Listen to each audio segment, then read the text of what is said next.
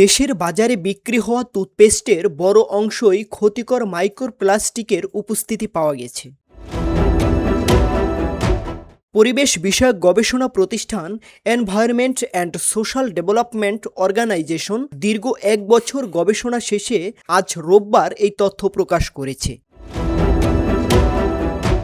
রাজধানীতে সংস্থাটির কার্যালয়ে আয়োজিত এক সংবাদ সম্মেলনে গবেষণার ফলাফল তুলে ধরা হয়। গবেষণায় মোট 34টি ব্র্যান্ডের টুথপেস্ট পরীক্ষা করা হয়। এর মধ্যে 26টিতেই মাইক্রোপ্লাস্টিকের অস্তিত্ব শনাক্ত হয়েছে।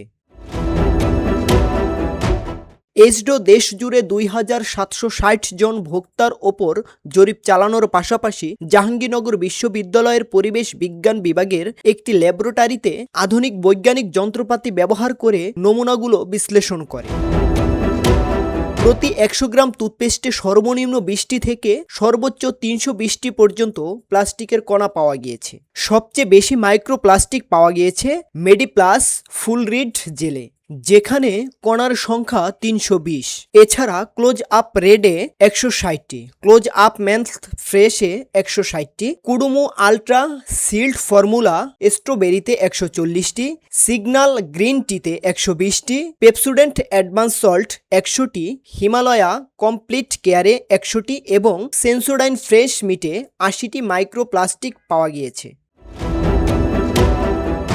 দেশভিত্তিক বিশ্লেষণে দেখা গেছে বাংলাদেশে তৈরি 25টি টুথপেস্টের মধ্যে 22টিতেই মাইক্রোপ্লাস্টিক মিলেছে। ভারতে উৎপাদিত 5টির মধ্যে একটিতে, থাইল্যান্ডে উৎপাদিত 2টির মধ্যে একটিতে এবং ভিয়েতনামে উৎপাদিত উভয় টুথপেস্টেই এই ক্ষতিকর উপাদানের উপস্থিতি নিশ্চিত হয়েছে।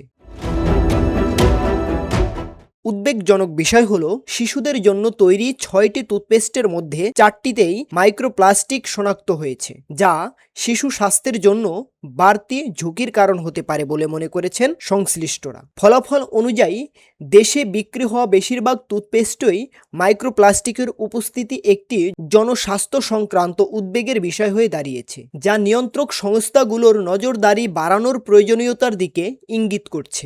ইউএফটি ফার্স্টের সাথে ট্রেড করুন যে কোনো জায়গা থেকে, ক্যাম্পাসে ক্লাসের ফাঁকে, ঢাকার জ্যামে বসে কিংবা ঘরে বসে। ট্রেডিং এখন হাতের মুঠোয়, তাই ট্রেড করুন যখন খুশি যেখানে খুশি।